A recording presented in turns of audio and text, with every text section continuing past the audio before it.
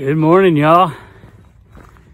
Well, it's day 88, and I slept at Lisa's hostel last night. As it turned out, a few other people came in for the storm, and one of which was my good buddy Sleepy. He was going to camp in the edge of that town. If I didn't mention this last night, I can't remember. But he said it was really loud trains right by the train track. There were groundhogs everywhere, and there were a couple homeless guys over there that looked a little sketchy. So he called Lisa, and she had one bunk left, so she went and got him, and he joined us. So yeah, we all slept well, and it did rain during the night, so it was probably a good call staying there, and it was only $20. So there's that. And today is a big day. I'm going 25 miles all the way to Duncannon, and it's relatively flat for the first 12 or 13 miles, and then I start getting into some hills. There's a lot of meadows and pastures I'll be going across as well. And yeah, that's kind of the day. The hostel I'm staying at is actually an outdoor center as well. So they have a hostel in the back for thru hikers. So that's where my wife's shipping my new shoes.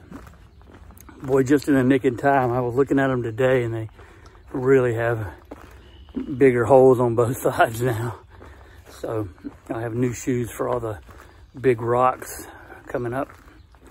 And so yeah, they're gonna be closed when I get there. So I have to call them and get a code to get in and all that stuff. And then I'll probably, after that, it gets really crazy. I mean, looking at the map, and the shelters are just few and far between. There's no water, and there's really no major towns or hostels or anything like that during that 70 miles of rocks. So I got to kind of sort that out. How much food am I going to take with me and pack and carry more weight?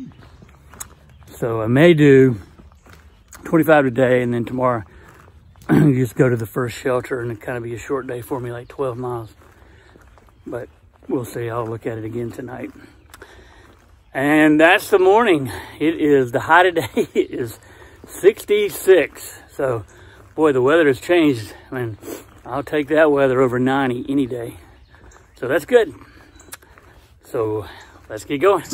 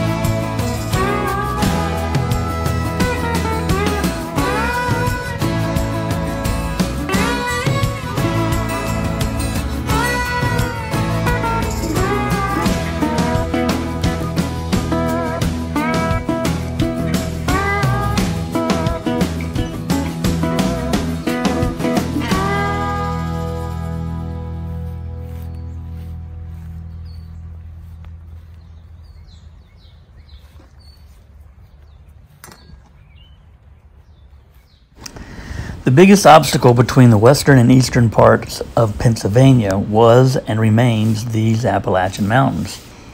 The first attempt to bridge the gap was a canal system, which took days for travelers to cross the state.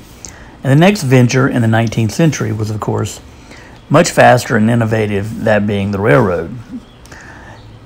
William Vanderbilt, who owned the New York Central Hudson River Railroad Company, felt like that the Pennsylvania Company was intruding on his territory. So he decided to construct the South Pennsylvania Railroad to run parallel with the Pennsylvania line to create more competition. His project was backed by Andrew Carnegie. However, the project was abandoned in 1885 when a truce was found between the two companies. It was then known as Vanderbilt's Folly, and it stayed that way for over 30 years. But by then, the automobile was becoming more popular than the train itself, and New York had just built the first express highway in the United States history. So a commission was founded, and the idea of the Pennsylvania Turnpike was proposed in 1934. Funding the project proved to be an issue, but was saved by Roosevelt's New Deal, who was able to provide funds to finance it, as well as decrease unemployment in the area. The new turnpike was constructed along the original path of the aborted South Pennsylvania Railroad of the 1880s, and even used 6 of the 7 tunnels that had already been blasted. Critics argued that less than 800 cars would ever use it per day, but within the first 4 days of use, 240,000 cars had driven the new highway, and revenue collected was $140,000. Here on the AT, we've got to cross the Pennsylvania Turnpike, and its construction, innovative technology, and engineering feats became the blueprints of all of the future 43,000 miles of U.S. interstates that we drive on today.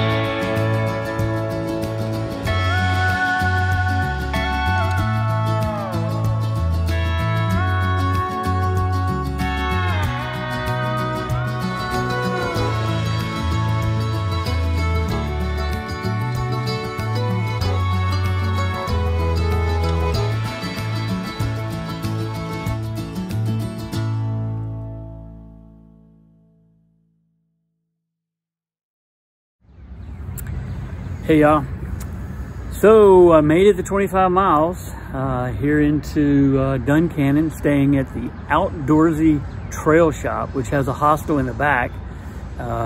Really nice, a lot of hikers here I caught up with. Yeah, I caught up with Jay Wanders Out, who has a kind of a famous YouTube himself, and so he and I have been chatting, and yeah, we're figuring out logistics for the next 4 or 5 days. And it's Memorial Day weekend, so all the hotels, all the bed and breakfasts are all full and booked already. So yeah, we're sorting that out. But Jay actually has a room at the Microtel in Hamburg, I think, and he said he was willing to split that room with me. So it may work out that I just stay with him and figure out the zero the following day. But such is life on the trail. You have to figure these things out. But the day was good. It was 25 miles. It was long, and the last 5 or 6 were pretty brutal. A lot of rocks, and I was able to get in here in 10 hours. So not too bad for 25 miles. And yeah, I had dinner over at the famous Doyle Hotel, which is under new management, and just showered and, you know, got cleaned up. Yeah, interesting day, you know. Went through a lot of pastures and meadows and a lot of farm area here in southern Pennsylvania. That was pretty, a little different. Didn't show you as much footage of the trail just because I thought it was prettier looking at all those fields and pastures. And it rained at the very end of the day, coming off the mountain. Pretty slippery rocks there. Yeah, made it to Duncannon, so kind of another iconic little town here. And that is about it. Gonna stay the night here, and then try to get out of here tomorrow. And it gets really rocky the next 70 miles, so I'll have to cut back and probably go 14 and 15 miles a day until just too slow. It's hard to make better time than that without getting injured. And that is it. Yeah, we'll be on trail in the morning. See y'all later. Bye y'all.